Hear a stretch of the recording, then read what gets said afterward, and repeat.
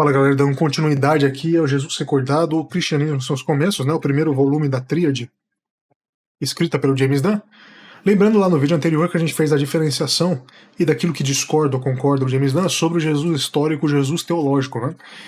A exemplo do Bultmann, que faz a diferenciação e a desmitologização enquanto critério de separação do que seria histórico do que seria desenvolvimento teológico tardio, e também outros autores, como o próprio John Dominic Crossan, a gente tem também aquela ideia da formação das fontes enquanto fontes orais, enquanto tradições orais que inclusive respaldavam, ou seja, deram o alicerce para práticas litúrgicas.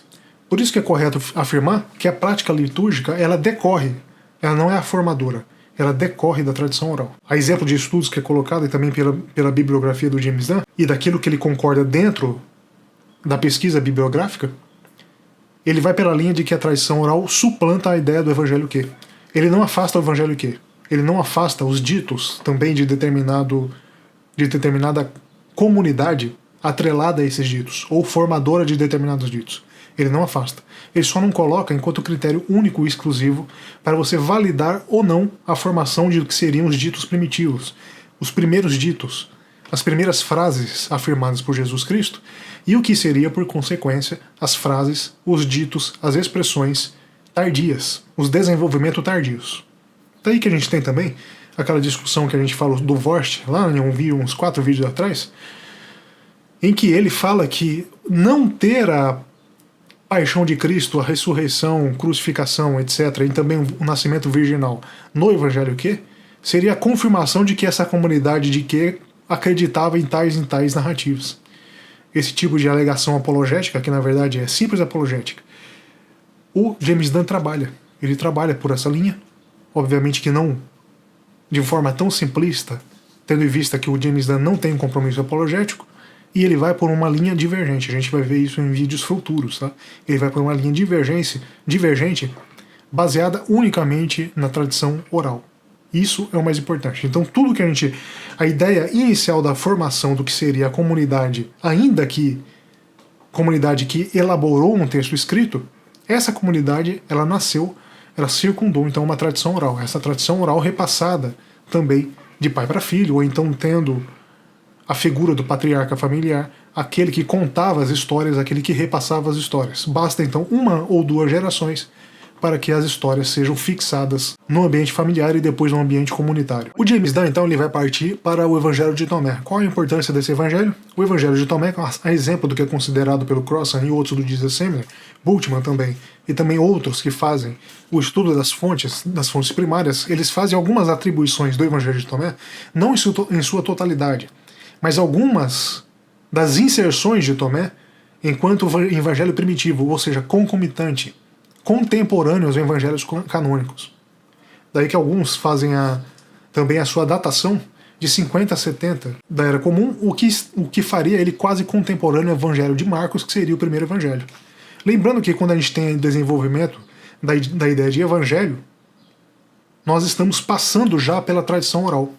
Por isso que a tradição oral formadora dos ditos, então registrados no Evangelho de Tomé, foram catalogados e depois houve glosas. A exemplo do que é estudado dentro, especificamente somente no Evangelho de Tomé, essas glosas elas teriam as características gnósticas. Daí que então a gente tem a vinculação dessa glosa a um desenvolvimento gnóstico tardio. Então o que não seria gnóstico seria então as frases, as afirmações primitivas. Só que a gente retorna também àquela mesma ideia de que a base gnóstica, o fraseado gnóstico, o desenvolvimento do pensamento gnóstico provavelmente já estava inserido nas primeiras igrejas, nas primeiras comunidades primitivas, cristãs. Sendo, portanto, essa mesma linha de pensamento, essa idealização, algo contemporâneo aos próprios evangelhos e à formação também das cartas paulinas, que são os primeiros documentos registrados. Ou seja, o assunto é muito longo, tá? O que ele fala aqui? A importância da descoberta do Evangelho de Tomé, em particular, não deve ser subestimada. Com apenas uma tacada, então Tomé trouxe um grau de credibilidade à hipótese de uma fonte de provérbios que, por trás de Mateus e Lucas. essa fonte de Provérbios, na opinião dele, também tem aplicação de forma residual a Marcos. Tá? Obviamente que Marcos ele utilizou de Provérbios, de alguma fonte para sua elaboração, a exemplo de Mateus e Lucas. A divergência, então, é quais fontes foram utilizadas. A exemplo do que é colocado pelo próprio Dan, nos estudos das fontes, Mateus e Lucas decorrem de Marcos, sendo que parte do que consta em Mateus e Lucas decorre do registro dos provérbios, ou seja, da fonte Q. Aqui ele continua então, hipótese de uma fonte de provérbios Q por trás de Mateus e Lucas, credibilidade que a hipótese jamais havia desfrutado antes de Tomé. Então, Tomé, o Evangelho de Tomé é um divisor de águas. Além disso, o grau de sobreposição e coincidências entre o material de Tomé e Q e o fato que temos evidências da existência de uma versão grega anterior de Tomé apontam para algum tipo de trajetória de ou através de Q até Tomé. Q até Tomé, que é diferente da incorporação de Q por Mateus e Lucas em seus evangelhos. Caminhos distintos, portanto.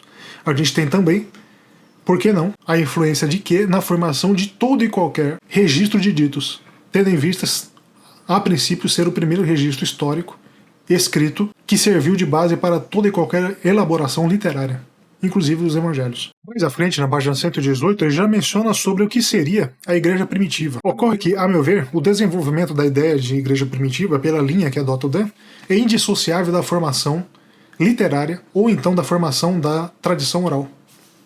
A tradição oral, então, ela seria a base da constituição da igreja primitiva.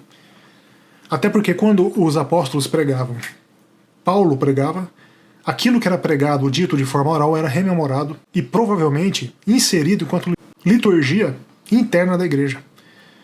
Já que Paulo, em 1 Coríntios, menciona a ideia de algo que seria parecido ao rito eucarístico, ou seja, o comer e o beber, que depois foi transformado numa teologia tardia no desenvolvimento da missa sacrificial, que é então refutada, negada, rechaçada pela linha protestante.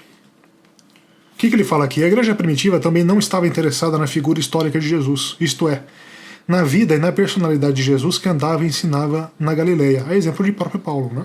Paulo não estava interessado no que Jesus fez e disse, não em sua totalidade, é óbvio, mas talvez naquilo que seria considerado nos evangelhos extremamente importante, Paulo não fez no desenvolvimento. Talvez, e aí há algo a se discutir, talvez, grande parte foi somente falado de forma oral.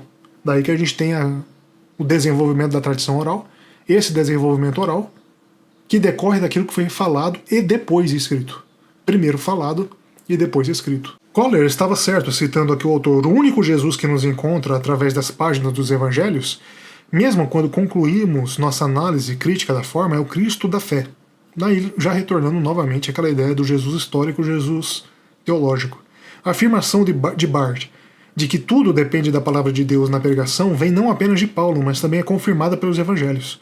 Este Cristo da fé pode ser encontrado no aqui e agora, e não depende de um Jesus histórico reconstruído, supondo que tal reconstrução fosse possível. A conclusão de que não é possível, ou seja, a reconstrução desse Jesus histórico, carrega um peso histórico crítico, que não tem significado para a fé. A fé não depende e não deveria depender da história. Em um resultado que reflete a influência de Hermann Kohler, Bultmann conseguiu encontrar um refúgio seguro para a fé no momento do encontro existencial com a palavra da pregação, um espaço para a fé realmente invulnerável frente aos desafios ácidos da crítica histórica. Ele faz esse desenvolvimento na ideia de que você superdesenvolver a crítica histórica de Jesus Cristo faria afastar, consequentemente, toda e qualquer afirmação de fé. O James Dunn, sobre Jesus, ele discorda. Até porque ele vai pela ideia de que a formação inicial prioritária, ou seja, a formação imediata do Jesus escrito, decorre da fé, decorre da crença, decorre das primeiras liturgias e da própria tradição oral que estava amparada na fé, na crença, etc. A meu ver, o mais importante do desenvolvimento dessa teoria, pelo James Dunn, é de que também, se você tem a vinculação de uma fonte oralizada, Paulo, tendo escrito a carta de 1 Tessalonicenses e sendo essa carta o primeiro registro escrito pós-crucificação, ele próprio, Paulo, participou da igreja oralizada. Isso daí é essencial, isso daí é importantíssimo, porque Paulo participou da igreja oralizada, ele oralizou tradições, essas tradições foram posteriormente escritas, colocadas também por contraposição nos evangelhos. Se a gente tem a teoria da formação do evangelho de Mateus contrapondo Paulo, obviamente que eles estão contrapondo algo que já decorre de uma proclamação oral de Paulo. Sendo que Paulo coloca de forma muito clara que ele também disse coisas pessoais que não foram escritas.